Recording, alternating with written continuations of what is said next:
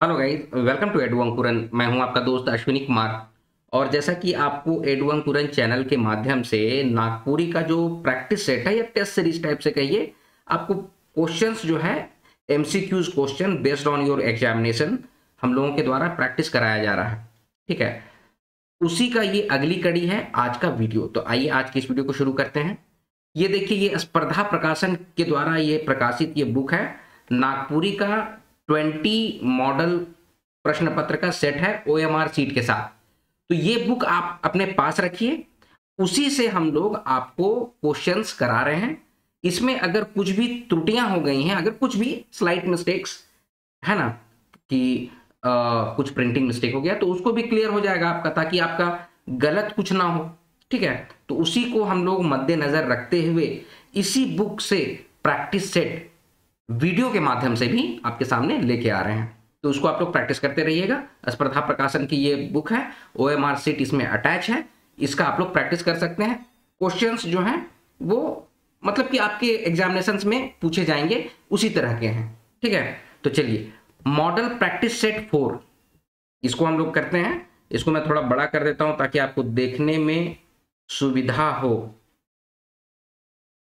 तो मैं इस तरह से इतना बड़ा कर देता हूं, हाँ ये सही रहेगा। और हाँ, तो पहला क्वेश्चन है आपका, इसमें पहला प्रश्न है, दांत कर सोनपत्तर एखनो कहाँ है के। ये क्वेश्चन है। ये क्वेश्चन किससे है आपका? देखिए, जब भी कोई स्टेटमेंट है तो आपको समझना होगा कि किससे स्टेटमेंट है। कहाँ है? तो एक चकता रौद से है ये संबंधित। तो दांत कर सोनपत्तर अभी भी कहाँ है? तो केसर की श्रृंगार पेटी में है। दांत में क्लिप लगता है ना, लोग लोग लगाता है ना सोनपत्तर क्लिप, उसी को बोला जा रहा है। केसर का श्रृंगार पेटी में है। केसर का बक्सा में भी आप लोग कंफ्यूज होइएगा, इसीलिए इस तरह से रखा गया ऑप्शंस को। आगे, नागपुरी का रफी है क्या? तो नागपुरी का रफी किसको कहा जाता है? सुरेश चंद्र राय को कहा जाता है। ठीक है, थोड़ा सा डिटेल्स, भरनो में इनका जन्म हुआ और डोरंडा कॉलेज रांची जो है वहीं से ये प्राध्यापक होके रिटायर किए हैं।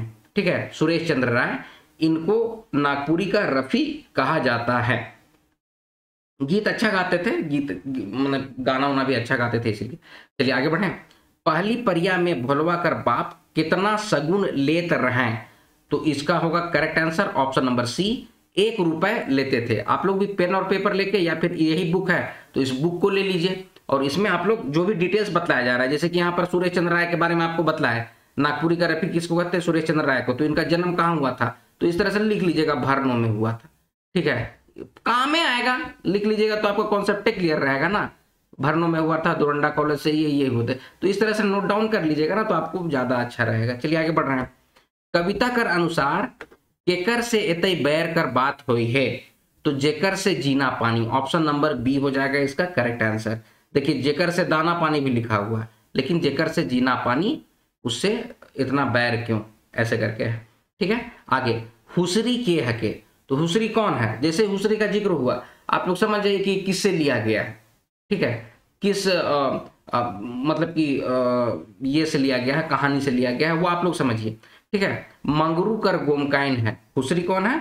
मंगरू की गोमकाइन है। और ये कहां से लिया गया है? तो ये आप कमेंट सेक्शन में कमेंट कीजिए। ठीक है, चलिए आगे बढ़ते हैं। आदर देवे के लिए कौन सर्वनाम कर व्यवहार होएला। इजी क्वेश्चन है, आदर सूचक। ठीक है, आपको इसी तरह से क्वेश्चंस आते हैं। 5 क्वेश्चन रहेगा ना, उसका लेवल थोड़ा सा ठीक रहता है, टाइट रहता है, और छठा क्वेश्चन रहेगा वो बहुत इजी रहेगा।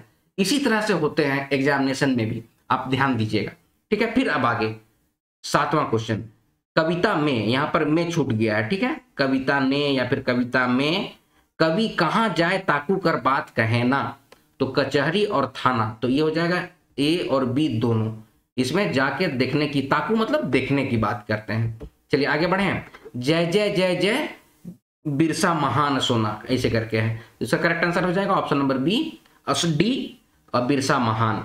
ठीक है, आगे बढ़ रहे हैं। खोइर माइंद चैल गए जाठ जेठ और बरसात, के याद करब और केकर से बात। तो ऊपर देवल पंक्ति संबंधित है, तो ये किससे संबंधित है? ये नवा, यहां पर लिख लीजिए जैसे कि नवा साल के नया गीत। तो आप लोग अपने हिसाब से लिखिए ना, एन एस ऐसे करके लिख दिए, नवा साल कर नवा गीत, NSNG ऐसे करके लिख लीजिए, तो दिमाग में रहेगा। अपना अपना तरीका से बनाइए। किसका है तो कुमारी बसंती का है, कुमारी बसंती का जन्म कहाँ हुआ था तो सिमडेगा में हुआ था। इस तरह से लिखिएगा तो कैसे नहीं नंबर आएगा, बढ़िया नंबर आएगा।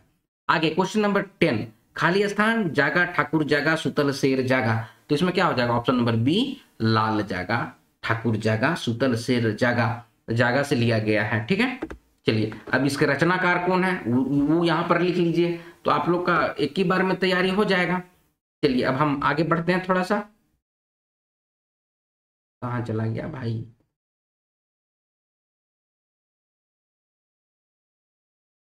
हाँ 11 नंबर क्वेश्चन में आते हैं। 11 नंबर क्वेश्चन में क्या बोल रहा है देख लेते हैं। सौब, सौब लिखा हुआ है, सौब। सब को जो कि हिंदी का वर्ड है उसको नागपुरी में क्या कहा, तो जो ऑप्शन है उसमें सबसे परफेक्ट है ये सौब या सोब। ये आपको कोई एग्जाम में पूछा भी गया है। ठीक है, तो इसको दिमाग में रखना। आगे, बिरसा कर याद कविता कर अनुसार ढेर खीस वाला बनिक से का हुए के बात हुई है। खीस वाला मतलब कि गुस्से वाला होने से बनबू मोय जहर। ठीक है, तो ये हो जाएगा correct answer option number A, बनबू मोय जहर।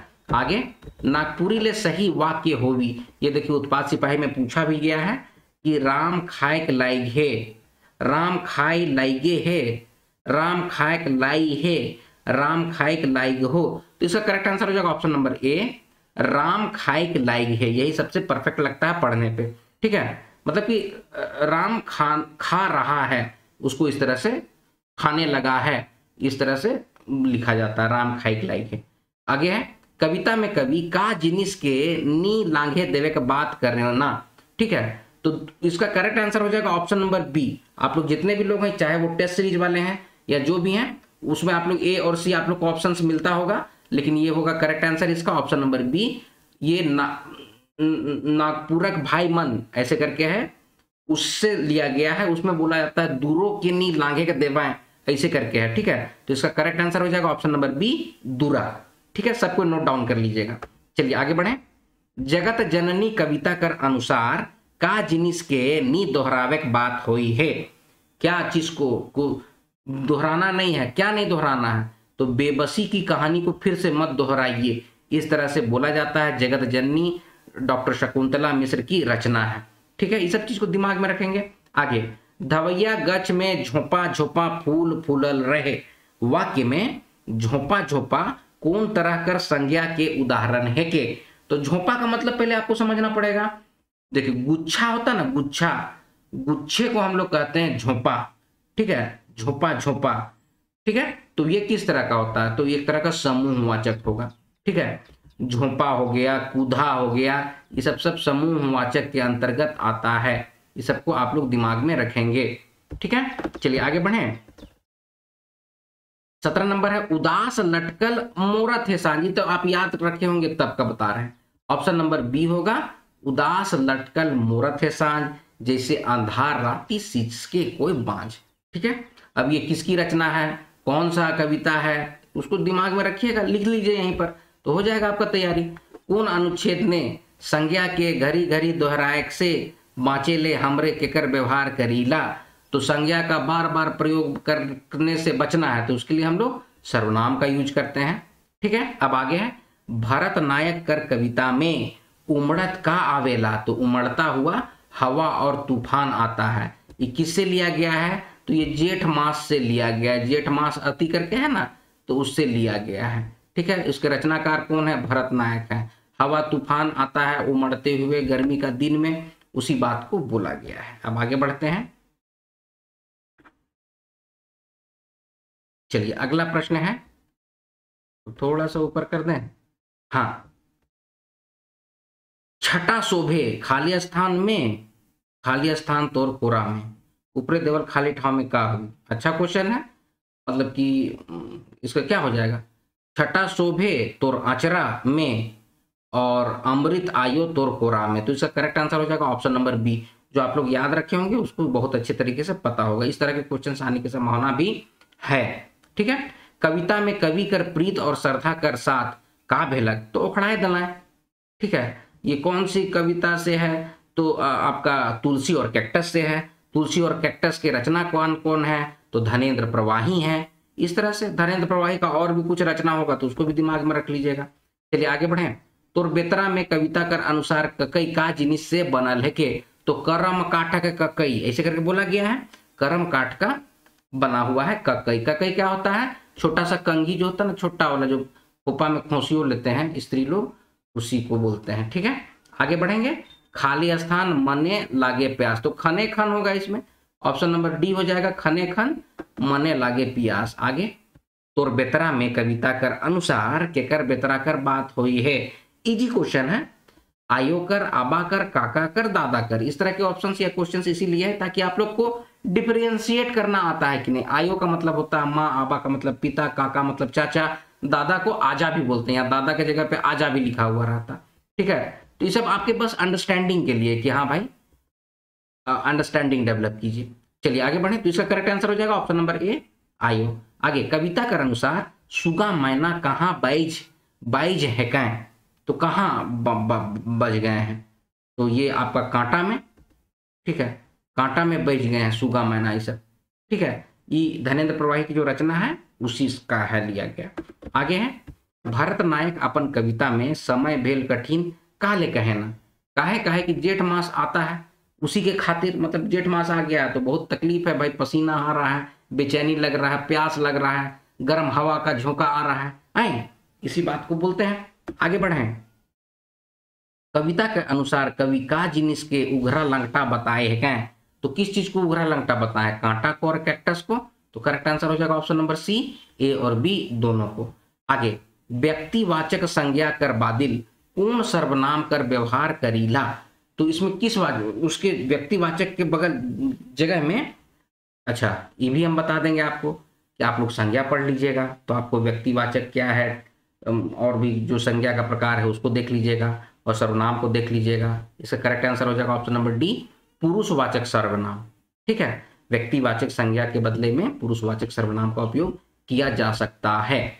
आगे, जब ऊ मन मना कर रहे तो मौके से नी बात के बताए रहते, प्रस्तुत वाक्य में कै ठो पुरुषवाचक सर्वनामिक पद आए, तो पुरुषवाचक सर्वनाम का देखिए यहाँ पर जिक्र इमीडिएटली दे दिया गया है ताकि आप लोगों को कंफ्यूजन ना हो। जैसे पुरुषवाचक सर्वनाम पढ़िएगा ना तो किस तरह के क्वेश्चन बन सकते हैं, तो इस तरह के देखिए क्वेश्चन बन सकते हैं कि जब ऊमन, ऊमन एक तरह का क्या हो गया, पुरुषवाचक सर्वनाम, मना कर रहे तो तोय क्या हो गया, पुरुषवाचक सर्वनाम, मौके, मौके क्या हो गया, पुरुषवाचक सर्वनाम, तो एक दो तीन ठो हो गया, तो इसका करेक्ट आंसर क्या हो जाएगा ऑप्शन नंबर ए, तीन ठो पुरुषवाचक सर्वनामिक पद यहाँ पर है। कॉन्सेप्ट क्लियर है आपका। चलिए आगे बढ़ें। कौन व्यंजन वर्ण कर व्यवहार नागपुरी लिखित में नी होवेला, तो देखिए संयुक्त व्यंजन वर्ण जो होता है ना उसका नहीं करते हैं या फिर ना के बराबर उपयोग होता है। इसका करेक्ट आंसर हो जाएगा ऑप्शन नंबर बी। चलिए आगे बढ़ जाते हैं हम लोग थोड़ा सा आगे आगे आगे आगे आगे, कौन सा क्वेश्चन आ जाएगा,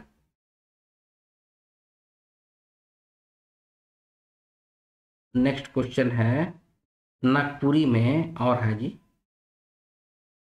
और हाँ अच्छा 31 नंबर क्वेश्चन है, कौन गीत कर तुलना कव्वाली से, कव्वाली मतलब फगुआ पुछारी, फगुआ पुछारी को कव्वाली बोला जाता है तो फगुआ पुछारी हो जाएगा। ठीक है, कव्वाली से किया जाता है कौन गीत की तुलना, फगुआ पुछारी। कोरी, कौन विशेषण कर बोध करवाएला, तो देखिए इसका करेक्ट आंसर जो होगा ना वो तो होना चाहिए परिमाणवाचक, यहाँ नाम नहीं होगा, परिमाण। ठीक है, परिमाणवाचक होता है, लेकिन अभी का एक ग्रामर का बुक आया है उसमें संख्यावाचक के अंतर्गत भी इसको रख दिया गया है, तो इसका ये भी आंसर सही होगा और ये भी सही होगा, तो ये दोनों को आप लोग दिमाग में रखिएगा। हालांकि कोरी हो गया, ठीक है, पोरसा हो गया, ठीक है, कोस हो गया, ये सब परिमाण के अंतर्गत आना चाहिए। केजी हो गया, ठीक है, केजी हुआ, कोरी हुआ, आपका कोस हुआ, पोरसा हुआ, ये सब आना चाहिए परिमाणवाचक के अंतर्गत, लेकिन अभी एक नागपुरी बुक जो आई है अपडेटेड उसमें संख्यावाचक के अंतर्गत इस सबको रखा गया है, तो ये दोनों चीज हम आपके सामने रख दे रहे हैं। ठीक है, अब जो भी है आप लोग दिमाग में रखिएगा कि संख्यावाचक इसका अभी के समय, अभी का जो बुक आया है उसमें दिया गया है। ठीक है, हम लोगों का जो टीम है या फिर जो पुरातन जो लोग हैं उनसे जब बातचीत की गई तो उन लोग बोले कि नहीं, संख्या के अंतर्गत नहीं आएगा, परिमाण के वाचक। तो इसीलिए हम लोगों ने बुक दिखा के बोला कि देखिए ना, अभी के जो प्रोफेसर सब हैं वो सब तो इसको संख्यावाचक के अंतर्गत रख रहे हैं। तो खैर आपस में डिस्कशन हुआ, लेकिन आप लोग एग्जाम देना है, क्वेश्चन मिस नहीं होना चाहिए, तो आप लोग संख्यावाचक अगर बोला जा रहा है तो उसी के अंतर्गत रखेंगे। लेकिन अगर संख्यावाचक ऑप्शन में ना रहे तो आप लोग परिमाणवाचक में जाइएगा। ठीक है, कॉन्सेप्ट क्लियर है? चलिए आगे बढ़ें। जैसे कि कोरी होता है ना, कोरी एक कोरी 20 का होता है, ठीक है। उसी तरह से कोस होता है, ठीक है, बीघा होता है, पोरसा होता है। तो ये सब जो होता है ना, मापने का परिमिति एक तरह से होता है, ठीक है। परिमिति करता है, किसी भी चीज को मापता है, मापने का पैमाना होता है, ठीक है। तो देखते हैं जो भी होगा। चलिए आगे बढ़ अभी, लेकिन आप लोग दिमाग में रखिएगा संख्यावाचक के अंतर्गत इसको रख दिया गया है, और अगर संख्यावाचक रहा ऑप्शन में तो ठीक है, नहीं रहा तो परिमाणवाचक के अंतर्गत जाइएगा। ठीक है, चलिए आगे। मंगरा लौट आया कर नागपुरी रूपांतरण का हुई, तो मंगरा घुर आला, ठीक है। अब देखते हैं इसमें जो ऑप्शन है उसमें करेक्ट है ऑप्शन नंबर सी, मंगरा घुर आलक, ठीक है। बाद बाकी जो है ऑप्शन वो उतना सही नहीं है। आगे, कौन गीत कर हर कड़ी ने राग बदल जाएला, केवल धुआ और मूद पंक्ति नी बदलेला। तो किस में होता है? ये आपका फगवा पुछारी में होता है, ठीक है। हालांकि फगवा पचरंगी में भी होता है, लेकिन अभी प्रोमिनेंट जो होगा वो फगवा पुछारी में होता है, ठीक है। करेक्ट आंसर हो जाएगा ऑप्शन नंबर बी, फगवा पुछारी में। कहे कि एक लाइन शुरू जो मुख्य पंक्ति है वो नहीं बदलता है, लेकिन बाद वाला जो है ना उसमें खूब पुछारी उछारी होने लग जाता है तो बदलते जाता है, तो इसीलिए फगवा पुछारी इसका सबसे परफेक्ट आंसर होगा। चलिए मैं आगे बढ़ूं। मैं गाता था देवल वाक्य में था शब्द कर प्रयोग नागपुरी में का लखे होवी, तो था को रहूं बोलेंगे, ठीक है। मैं गात रहूं, जैसे मैं गाता था, इसको कैसे बोलेंगे? मैं गात रहूं, इस तरह से बोलेंगे। करेक्ट आंसर हो जाएगा ऑप्शन नंबर बी, मैं गात रहूं, ठीक है। नागपुरी में दरवाजा के का कहे ना, तो दरवाजा को दूरा बोलते हैं बाबू, ठीक है। दिमाग में एकदम रखना है सब चीज को। आगे, फगुआ गीत ऋतु गीत है जो बसंत ऋतु में गाए जाते हैं, तो वह किसके कथन है? तो डॉक्टर कुमारी बसंती का ये है, छंदों की रचना करने वाली डॉक्टर कुमारी बसंती का है ये कथन है, ठीक है। ये भी फगुआ से रिलेटेड है, फगुआ के बारे में स्टेटमेंट है इनका, ठीक है। चलिए आगे बढ़ें। ई करंज गज ठूठूंगा आहे, प्रस्तुत वाक्य ने कौन विशेषण कर प्रयोग हुई है? अच्छा, इस तरह के क्वेश्चन में जैसा अभी हम लोग टेस्ट सीरीज में देखे या और भी आप लोग बहुत सारे लोग क्वेश्चन पूछते हैं, देखिए ई यहां पर जो है ना वो रिसेसिव फॉर्म में, आप लोग जानते हैं रिसेसिव फॉर्मेशन, इसमें डोमिनेटिंग कैरेक्टर है, गज के बारे में बोला जा रहा है। तो गज कैसा है? तो ठुठुंगा है। ठुठुंगा है का मतलब ना पत्ता है ना फल है, कुछ नहीं है, ठीक है। तो ये इसमें डोमिनेटिंग नेचर का हो जाता है, इसीलिए ये एक तरह का गुणवाचक विशेषण को प्रस्तुत कर रहा है। गज है, कैसा है? ठुठुंगा है, ठीक है। आप लोग सिर्फ इसको पकड़ लेते हैं, ई तो आ जाता है सर्वनामिक विशेषण के अंतर्गत, तो आप लोग सी में जाना चाहते हैं, लेकिन ऐसा नहीं होता। ठुठुंगा है मतलब गुणवाचक विशेषण है, इस बात को आप लोग ध्यान में रखिएगा। हालांकि अगर मतलब कि बहुत सारे जगह पे ना ई हम लोग इसीलिए डाले थे ताकि आप लोग कंफ्यूज हो जाइए, तो इसको इग्नोर करना है। या तो ये जो गच और ठुठुंगा जो है ना इसके ऊपर डोमिनेटिंग कैरेक्टर का हो जाता है, इसीलिए ये गुणवाचक के अंतर्गत ही आएगा, ठीक है। चलिए आगे बढ़ते हैं। नागपुरी फिल्म उद्योग के का कहना, तो झालीवुड कहते हैं। आगे, लहसुआ नृत्य गीत में नचवैया बजवैया गवैया मन अपन हाथ ने का जिनिस के धैर्य के नाचे ना और गावे ना, तो सेकोटा भी होता है, टेटंगा भी होता है, फेचका भी होता है। ऑप्शन नंबर डी देवल शोभे।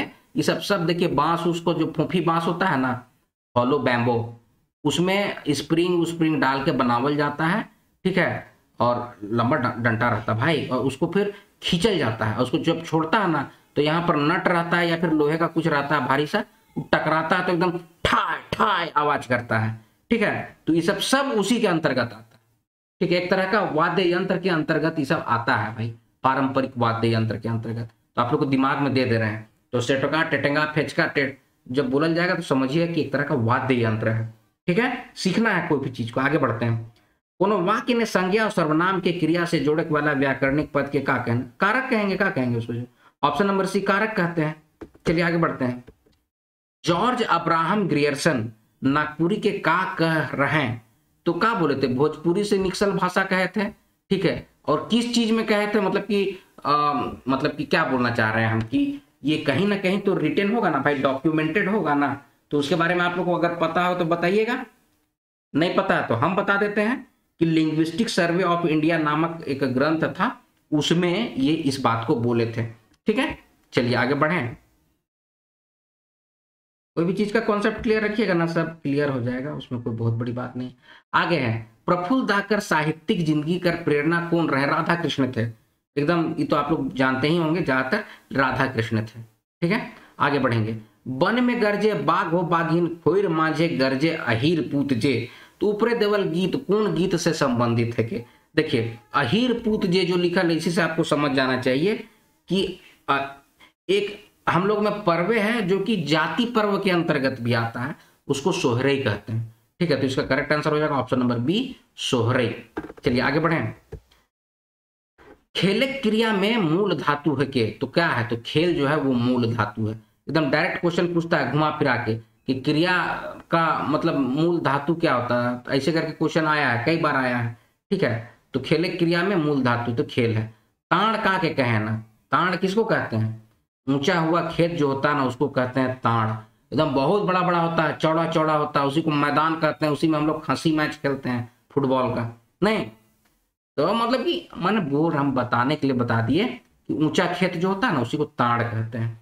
चलिए आगे बढ़े, प्रफुल्ल दाकर अपन लिखल रचना ने सबकर से बेस रचना प्रफुल्ल दा के कौन बुझालक, तो वो अपने से बोले हैं उमेश नंद तिवारी को की एक रचना है उसमें कि एक चकता रौद उनकी बहुत सबसे बेस रचना है, ऐसे बोलते हैं। आगे, डॉक्टर गिरधारी राम गोंझूकर कौन कृति बनकेवरा भाग 1 ने संकलित हुई है, तो करम बिहान है, एक तरह का नाटक है करम बिहान, ठीक है। आगे है, कौन वाक्य ने कर्म कर पहचान हुए कर पता का तरी लागेला, किस तरह से लगता है, कर्म, तो कर्म कर अनुमान करल जाएला, ठीक है। प्रत्यय से, क्रिया से पहले का जोड़ के प्रश्न पूछा जाता है, क्रिया कर बाद का जोड़ के प्रश्न पूछा जाता है, तो इसका करेक्ट आंसर क्या हो जाएगा, तो इसका करेक्ट आंसर हो जाएगा ऑप्शन नंबर सी, क्रिया से पहले का जोड़ के प्रश्न पूछा जाएगा, तो उसी से कर्म का पहचान होता है, ठीक है। आगे है कि नागपुरी में कौन कारक कर कोनो विभक्ति नखे, तो कर्ता कारक का कोई भी विभक्ति नहीं होता है। तो दोस्तों आज 50 क्वेश्चन करते हैं, अगले बार में फिर से 50 क्वेश्चन आप लोग को इसी का कंटिन्यू कर देंगे। आप लोग देखिए किस तरह से क्वेश्चन को पढ़ना है और समझना है। पर डे आप लोग बोलते हैं लाने, देखिए मेरा कुछ काम इस तरह का है कि मैं पर डे तो वीडियो नहीं ला सकता हूं, लेकिन हाँ मैं कोशिश करूंगा कि सप्ताह में 2 वीडियो, कम से कम 2-3 वीडियो आपको जरूर प्रोवाइड कर दिया जाए इस तरह के टेस्ट सीरीज का, ठीक है। तो चलिए आप लोग बहुत जोर शोर से तैयारी कीजिएगा, कॉन्फिडेंट रहिएगा, ठीक है। और होता है ना कि धक चुका गए हैं कि भाई एग्जाम का डेट आ गया, डर रहे हैं या डिप्रेस हो रहे हैं, वैसे नहीं करना है, अपना आपा मत खोइए, बिल्कुल एकदम स्थिरता निरंतरता के साथ एकदम आगे बढ़ते जाइए, ठीक है। आज का वीडियो अब यहीं पर समाप्त करता हूं, मिलते हैं अगले वीडियो में, तब तक आप लोग अपना ख्याल रखिए, जय हिंद।